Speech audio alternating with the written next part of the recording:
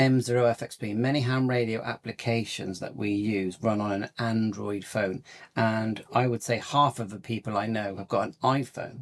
But I highly recommend you buy yourself an Android phone. There's some rugged ones out there, and they actually have a PTT, but they are phones that, well, technically a phone is a radio. When it transmits on the 4G, 5G, it's transmitting just like a walkie-talkie. But anyway, that's not the point here. There's two things you need, and that you can buy yourself a used, older Android phone. You probably get one for £25–30. That'll do a lot of the application, but you can get a newer one. I'll put the link in for this one here on Amazon. The other thing that is essential is a cable. You need a USB-C, and then this end has the sort of, is that female? Anyway, the USB that you can plug in your USB cable in. You need data cables.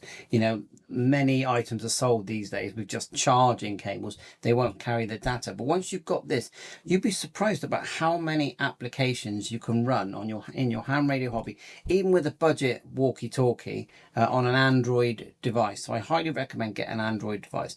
And the other thing is, if you haven't, for the people that have got Macs and non-Windows devices, get a cheap laptop, £30, £20, they sell them. And they run so many ham radio applications, because the amount of people, messages I get, will it run on a Mac? Will it run on a Mac? Buy a cheap laptop, get a small one so it doesn't take any room, but make sure it's got Windows at least 10, yeah? And you will not, if you're into the ham radio hobby, you will never look back, and you'll end up using that laptop, and you could get, an Android tablet, I suppose, more than anything else you use if you're really into your hobby like I am and you're always tinkering. The links are in the description. Bye.